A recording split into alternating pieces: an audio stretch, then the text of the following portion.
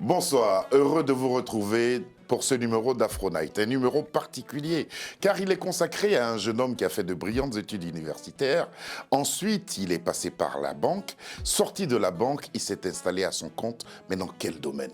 La chocolaterie. On profite de son passage au Salon du chocolat ici à Paris pour le recevoir.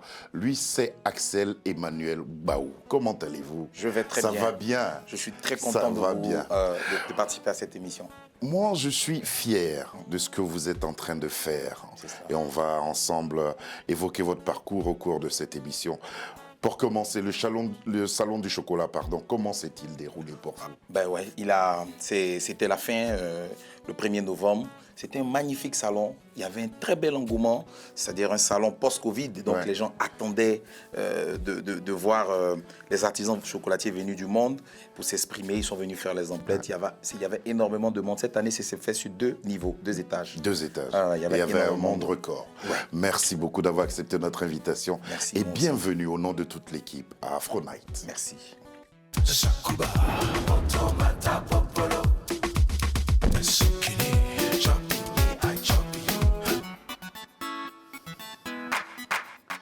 Axel, on va commencer par vous suivre faisant votre marché grâce à un document de VOA Africa. Ce sont les tablettes ivoiriennes les plus en vue du moment. Chaque mois, le chocolatier Axel Emmanuel Baou en vend 10 000 un peu partout dans le monde, dans les rayons des supermarchés ivoiriens, mais aussi en Europe et aux États-Unis. Des tablettes made in Côte d'Ivoire emballées à la main à Abidjan dans des imprimés de pagne africains. Bonjour les mamans. Un chocolat transformé par Axel Emmanuel Baou, mais aussi par les 2000 transformatrices des coopératives du pays qu'il a lui-même formées ces dernières années. Ce jour-là, il vient acheter quelques kilos de fèves dans la ville de Toumaudi, dans le centre de la Côte d'Ivoire, des fèves issues des plantations bio ou fair trade. Ça, c'est du pur cacao, voilà, qui sent très bon et qui peut faire du chocolat de bonne facture, traçable, avec une main impliquée. Et ça, ces fèves de cacao, elles vont le vendre au moins à 3 000 francs le kilo, contre 825 francs, voilà le prix des fèves de cacao brut Borchamp. Donc, elles apportent une valeur inestimable qui peut apporter une plus-value à leur quotidien. Chaque jour, ces femmes de planteurs sélectionnent, décortiquent et torréfient les fèves, ce qui constitue plus de la moitié de la transformation du cacao en chocolat. Elles revendent le produit semi-transformé 4 à 5 fois le prix initial, ce qui change peu à peu leur vie. Depuis que nous avons commencé ce travail, je pense que les choses se sont améliorées parce qu'on travaille quotidiennement et ça nous fait des revenus qui vraiment nous soutiennent beaucoup. Ça nous aide à nous occuper de notre famille, de notre petite famille, nos enfants, nos maris. Souvent même quand ça ne va pas, on te touche là, on dit, bon, est-ce que tu peux me passer quelque chose? Bon, donc ça nous aide, ça nous aide. Après le travail de semi-transformation de ces femmes, le chocolatier n'a plus qu'à finaliser les tablettes aux 25 saveurs dans son petit laboratoire. Dans son petit laboratoire, qu'est-ce qu'un titulaire d'une maîtrise en droit public et sciences politiques, qui est détenteur aussi d'un master en fiscalité et qui est passé par la banque, qu'est-ce qu'il cherche derrière les fourneaux? Qu'est-ce qu'ils cherchent derrière le chocolat? J'allais dire ça. Parce qu'à l'origine, ma mère a été élevée par des missionnaires suisses à l'âge de 5 ans. Et donc, aujourd'hui, la dernière fois j'étais en Suisse pour aller le voir, en maison de retraite, il a plus de 100 ans. Donc, on a toujours vécu avec des chocolats à déguster, ça et là. Et mon grand-père maternel était le champion dans sa zone de production de cacao. Ça explique le choix du chocolat. Ouais, c'est ça. Mais est-ce que ça explique le choix d'être là dans le petit laboratoire,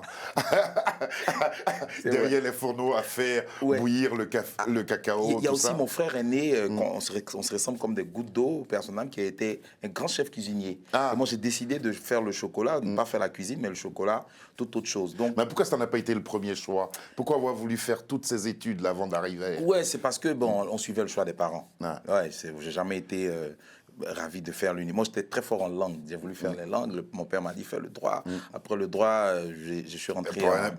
Pour quelqu'un qui n'aimait pas trop l'école, vous êtes allé bien loin. Effectivement, surtout à l'université de Côte d'Abidjan, qui est très très difficile. J'ai jamais manqué une année. J'ai été Et depuis combien de temps vous êtes dans la chocolaterie? Alors, je démissionne en 2010, mars 2010 de la banque, et 2012 je commence déjà.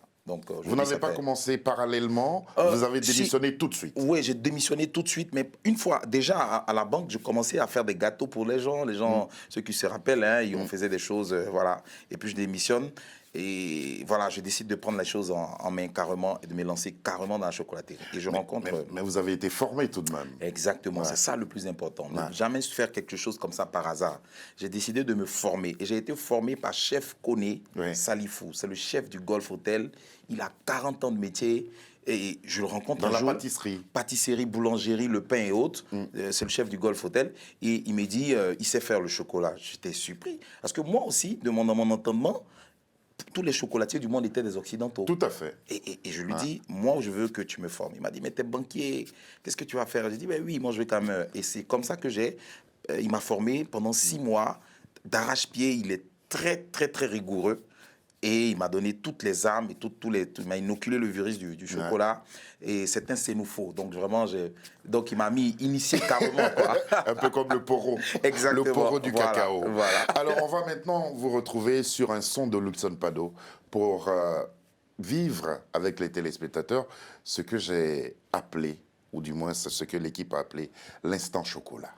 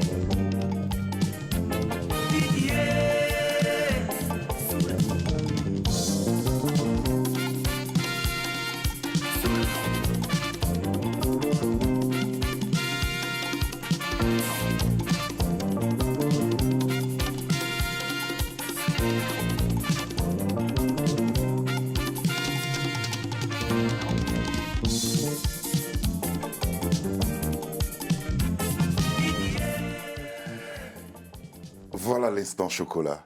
Mon Dieu. C'est un petit cadeau pour vous. Hein, Ouais, c'est vraiment aussi. des Voilà. images que j'avais jamais vues. Hein, et je retrouve quelques... C'est des souvenirs. quand Voilà. même. Ouais. Partir de là, voilà, là, cacao, Ouais. de là, de votre petit laboratoire à ces endroits huppés des grosses et grandes capitales africaines et même européennes. Qu'est-ce que ça fait? Oui, ça me galvanise un peu plus. Ça me démontre qu'il faut vraiment croire en ce qu'on fait. Et puis, voilà, ça me donne beaucoup de souvenirs. Je suis très ravi de voir tout ça. On peut vraiment faire quelque chose. Alfadi m'a beaucoup donné ces genres de conseils. Lui, il est né à Tombouctou, mais il a habillé Michael Jackson. C'est vraiment possible. Et une année avant le Covid, on a fait... croire en ses rêves. Voilà, on a fait le Ouais. chocolat pour la fondation Michael Jackson à Cannes. Ouais. Et j'étais vraiment content de cette parole qu'il m'avait dit. Et je suis... c'est ça, on peut croire en ses rêves et faire ce qu'on a envie de réaliser. Pourtant, moi, je vous ai rencontré avec beaucoup de plaisir. Vous avez gardé les pieds sur terre, comme je dis Gérald. Vous avez cette humilité-là de partager votre savoir et votre parcours avec pratiquement tout le monde. Pourquoi? Oui, effectivement, moi je suis très dans la communauté. C'est vraiment un conseil aussi que Papi Manu Dimongo m'a donné, paix à son âme. Il faut être connecté vraiment à la communauté.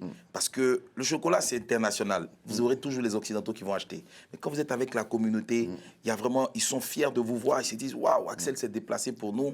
Et voilà, comme j'étais allé la dernière fois à Torcy avec Série Catherine Tapé, Ouais. pour voir les handballeuses. Je suis toujours auprès d'eux et ça, c'est très important d'être Être dans avec la communauté, cela me ramène à parler de consommation. Quel rapport les Africains, en général, ont avec le chocolat? Oui, alors l'Afrique produit 70% des fèves de cacao de ce monde, mais la consommation en Afrique est de 3%. C'est vraiment quasiment inexistant.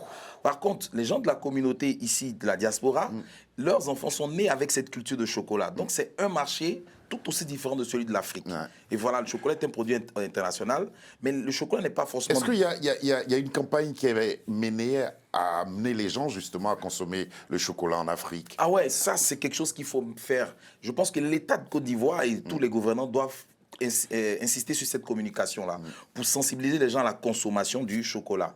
Et je pense que ça devrait Quelles être ça. sont les vertus du chocolat? Oh, les vertus, il y en a tellement, parce que le chocolat, c'est un produit... déjà, il est l'un des aliments les plus riches en fer. Ouais. Et l'un des aliments les plus riches en magnésium. Et le magnésium, c'est bon pour les muscles. Donc, jusqu'au cœur, aux artères, c'est quelque chose qui est vraiment magnifique. Le beurre de cacao... À consommer avec modération ou sans modération? avec modération. Mais le beurre de cacao, par exemple, est une matière grasse végétale non assimilable par le corps humain. Du coup, elle aussi, elle est riche en vitamine E. Et la vitamine E, c'est la lutte contre le vieillissement de la peau.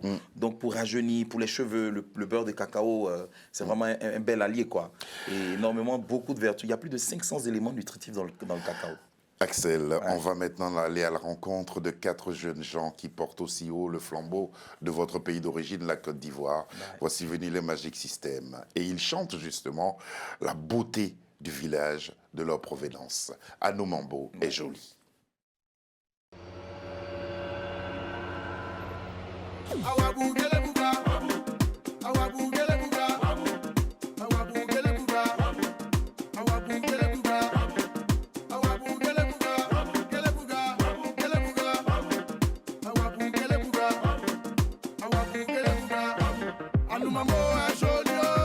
C'est un petit village, mais c'est le plus connu dans le monde entier.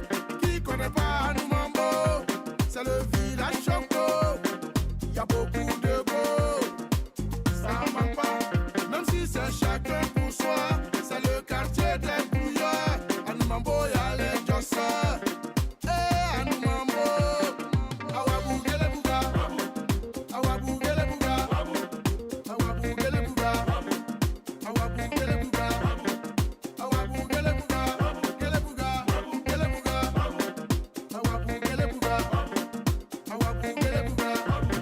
Chez nous, Anou Mambo, on a le riz Soumbala, le poulet flambé, au Maki, le Burkina, Abou Doukaï, avec son garba, champion d'Afrique, mais y a pas crédit. Demandez à goûter, tellement il aimait crédit. Ça mentait sur lui, mais mon gars la paye pas crédit. Awabou gele bouga. Awabou gele bouga. Awabou gele bouga. Awabou gele bouga. Axel Emmanuel Baou, au-delà de la musique, que représente ce groupe pour vous? Ah ouais, Assalfo, c'est vraiment un grand frère que j'apprécie beaucoup, qui m'a beaucoup soutenu et qui a choisi dans les documentaires de Canal+ qu'il faisait venir me rencontrer. Il a contribué à m'envoyer à un certain niveau. Et quand je passais le concours de la fondation Jack Ma, il m'a soutenu sur les réseaux sociaux et j'ai été gagnant dans le top 10. C'est quoi la fondation? C'est le concours African Business Heroes. Ouais. Et parmi 28 000 candidatures, le milliardaire chinois Jack Ma, à travers sa fondation, choisit les 10 meilleurs entrepreneurs du continent. Ouais. Et on a été 2 Ivoiriens là-dedans et Assalfo nous a beaucoup soutenus. C'est vraiment quelqu'un que j'apprécie énormément. Et nous on suit pratiquement tous les soirs. Bonsoir, l'homme son frère. La chocolaterie, est-ce pour le business ou c'est un moyen pour vous d'engagement? Oui, c'est un engagement. Pour moi, c'est voilà, tout est politique. On a fait un sketch avec Eva Doumbia, qui est une dramaturge ivoirienne, qui a fait une pièce qui s'intitule Autophagie, tout est politique, le cacao est politique. Nos parents ont été mis en esclavage, travaux forcés à cause du cacao. Aujourd'hui, c'est une revendication. On a toute la légitimité. Qui a fait un livre. Exactement, voilà, que j'étais à la dédicace à Trocadéro, à Parmentier, pardon. Et c'est vraiment quelque chose, le chocolat, il a quelque chose, c'est une âme politique. Donc le faire du chocolat... Un peu comme le pétrole ailleurs. Et voilà. C'est faire du chocolat en Côte d'Ivoire et le vendre dans le monde entier et faire des trucs, des afternoon tea party à l'hôtel intercontinental de Hong Kong, par exemple, c'est une victoire. Une fois, on a reçu un mail de la mairie de Puteaux pour faire un chocolat. Et il y a un gars qui nous a dit, vous ne connaissez pas la France, mais vraiment, ça, c'est une grande victoire. Ouais. Des Africains qui vont envoyer à Puto pour faire du chocolat parmi tant d'autres. Donc, vraiment, on essaie de marquer notre identité avec ça. On ne vous dérange pas un peu sur l'hygiène et tout ça? Ben, C'est des questions qui reviennent, non? Absolument. C'est-à-dire, dans un premier temps, ils vont le dire. Ils vont le combattre. Ils vont le combattre, mais bon, petit à petit, c'est d'être aussi dans les normes. Dans les normes. Et puis bon, moi, mes collaborateurs aussi, certains sont de la nationalité française. Donc, c'est quand même... au contraire, même, ils vont vous aider à venir au marché. Vous parlez d'aide, justement. Est-ce que les autorités de votre pays vous portent dans ce que vous faites? Oui, par exemple, on était sur le salon du chocolat. Ils ont l'État de Côte d'Ivoire, à travers le stand de Café Cacao, a fait venir des artisans chocolatiers de Côte d'Ivoire. On était 5 artisans et on a exprimé notre savoir-faire. De ce point de vue, je pense qu'il y a un soutien, mais qui pourrait aller au-delà. Moi, je pense au niveau de la sensibilisation. De la même manière que quand vous allumez la télé, on peut vous bassiner avec Covid, lavez-vous les mains. On peut faire pendant 1 an comme ça des publicités pour dire consommer le chocolat, le cacao de Côte d'Ivoire auprès des artisans. Ça va inculquer une autre vision à toute la nation. On va parler des personnes qui vous portent et pour lesquelles vous avez eu ce projet social-là. Ouais. Ces femmes qui se font appeler les femmes du cacao. Exactement. Voilà. C'était quoi l'histoire? C'était quoi le plan Moi, au départ? après, quand j'ai commencé le chocolat, en 2014, j'ai été champion de Côte d'Ivoire, vice-champion d'Afrique aussi, chocolat-pâtisserie avec le groupe Les Éléphants Pâtissiers. Et je me suis dit, c'était un challenge qui était quand même accompli. Qu'est-ce que je peux faire d'autre? Je remarque que les paysans de Côte d'Ivoire et en Afrique en général vivent avec moins d'1 euro par jour. Ils sont 400 euros à l'année. Et ça, c'est des gens qui 400 vivent... euros à l'année. À l'année. Et ils vivent sous le seuil de pauvreté pendant que l'industrie du chocolat représente 100 milliards de dollars.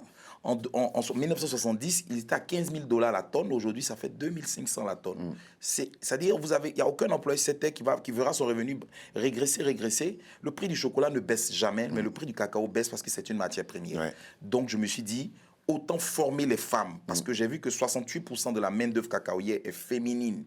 Et les hommes qui reçoivent l'argent du cacao, ils ne les partagent pas avec leurs femmes. Donc, j'ai choisi les femmes pour qu'elles puissent transformer le cacao en collaboration avec leur famille et pour vivre mieux. C'est une action que j'ai commencé avec les hommes, mais ça n'a jamais marché.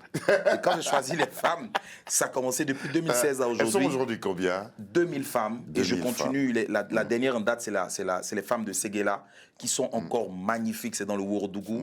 Elles sont encore plus rapides que certaines autres de la Côte d'Ivoire. Et donc, je découvre beaucoup de choses. Vous prenez le produit à l'état brut jusqu'à sa transformation. C'est ça. Mais moi, je n'achète pas les fèves brutes du champ. C'est ça mon truc. C'est que parce que ces fèves-là coûtent 1 euro des broutilles, c'est pas conséquent. On ne peut pas vivre durablement du cacao et de le vendre. C'était nos anciens Kansankwao, les gens de Niablé. On pouvait en vivre dans le temps passé. Maintenant, là, on ne peut pas. Il faut être dans la chaîne de valeur de la transformation. On va, pour toutes ces femmes-là qui sont au nombre de 2000, leur dédier cette chanson de Fally Ipupa, inspirée d'une chanson et d'une musique traditionnelle congolaise. Lego.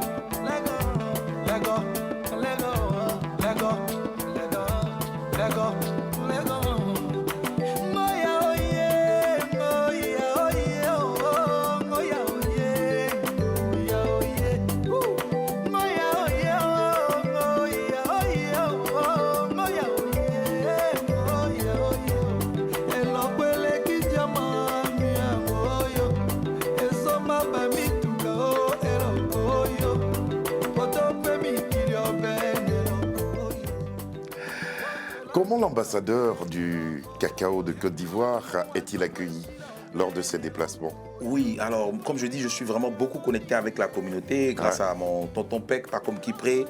Et ils nous rendent tellement bien. Ils viennent sur le stand, ils achètent.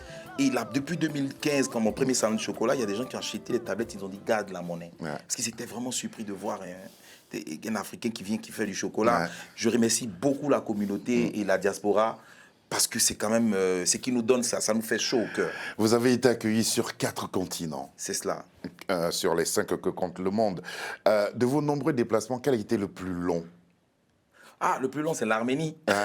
C'est l'Arménie, on a fait quasiment... Long et inattendu. Ouais, vraiment. C'est-à-dire 24 heures. En tout cas, on était dans l'avion pendant un long moment. On est arrivé le lendemain. Et plus loin qu'aller au Japon? Ouais, oui, l'Arménie encore plus loin. Ça nous a pris beaucoup de temps. Et là-bas, c'était bien aussi. Parce que on va c'est vous une voir belle... en compagnie d'un Japonais. Voilà. Alors lui? Alors lui, c'est le chef Shibata. C'est un grand chocolatier. Je l'ai rencontré à Abidjan pour la première fois parce qu'il travaille pour C'est Moi. Et le C'est Moi, c'est le chocolatier français qui a une usine en Côte d'Ivoire. Et je l'ai revu là sur le stand, ça fait la 3e fois. Il est venu faire des photos sur le stand parce qu'il a vu l'éléphant en chocolat, qui est l'emblème de la Côte d'Ivoire, il a voulu poser à côté. C'était vraiment bien ça. Voilà, vous avez parlé justement on profite justement de votre passage au Salon du Chocolat ici pour vous recevoir sur les antennes de Télésud. C'est un grand honneur pour nous. On va voir de façon brute quelques images justement de ce salon-là. Et un clin d'œil surtout aux femmes qui vous portent dans vos activités. Exactement.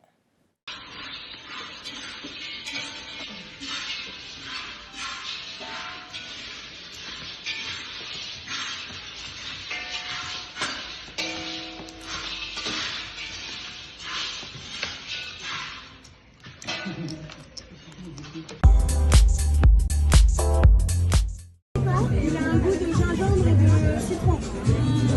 C'est délicieux. Thank you. Merci beaucoup. You are from? Ukraine. Ukraine. Oh, okay, good. You love it? Okay. Oh, thank you very much. I will come to see your stand, Ukraine. Good. Merci. Thank you. Bye bye. Bye. Bonjour, comment tu t'appelles? Alors, comment t'as trouvé le chocolat de Côte d'Ivoire?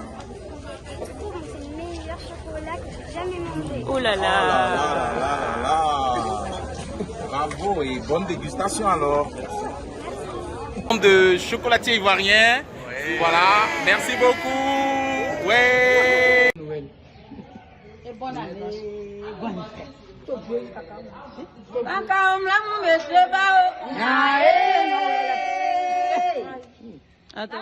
C'est un chant qui vous rappelle beaucoup de choses. Ouais, beaucoup de Elles sont choses. capables de traiter une tonne Par de jour, fèves. de fèves décortiquées par jour à la main. C'est Dis 200 donc. femmes. Elles travaillent elles sont très organisées. Ouais. Je suis vraiment très fier de ce noyau de femmes-là. Que direz-vous à tous ces jeunes Africains à la recherche de débouchés? Il y en a qui ne croient pas, qui manquent de confiance. L'Afrique, il faut simplement avoir, comme vous avez dit, il faut qu'on puisse leur donner... il faut on puisse leur dire qu'il faut avoir confiance en soi déjà. Mais l'Afrique, c'est un endroit, il faut juste se baisser pour ramasser. C'est ce que Bolloré et tous les autres en Afrique ils font. Voilà, aujourd'hui, on a tellement parlé. Bolloré même a vendu ses ports et tout. Il n'y a même pas un Africain qui était capable de racheter. Il les laisse, il part. Mais c'est pas... Voilà, donc il faut... Tout est en Côte d'Ivoire ou en Afrique, des opportunités, ça coule les rues. Il faut vraiment les saisir tout simplement et profiter. Axel Emmanuel, est-ce que l'artisan chocolatier que vous êtes pense à l'industriel de demain?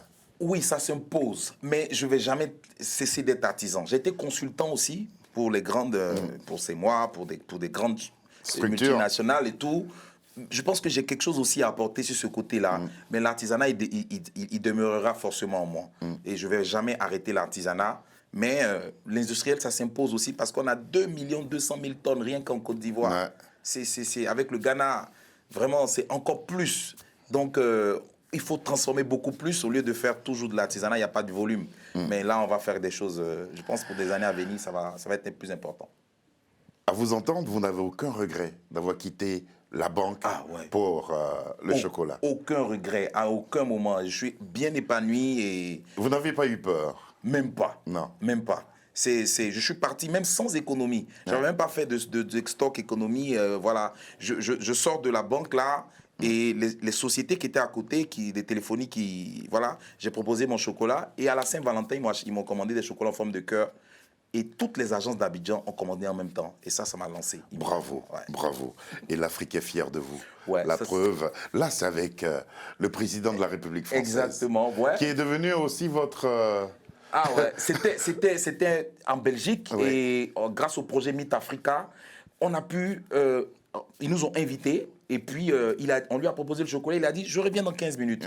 Bon, on s'est dit, c'est comme en Afrique. Là, si le Premier ministre dit, il revient, il est parti. Il est revenu, il dit, mais où est le chocolat dont on avait parlé? Et voilà, il a pris les chocolats. Il a dit, je vais faire un tweet. Je vous donnerai des nouvelles. Et c'est ce qu'il a fait. Ah ouais, ça nous a beaucoup boosté. Bravo, Axel Emmanuel Baou, artisan chocolatier. Et l'Afrique tout entière vous remercie. Merci. Par la voix d'un de ses fils qui malheureusement nous a quittés et dont nous sommes toujours fiers, par la voix de Manu Dibango sur ce son Aye Africa.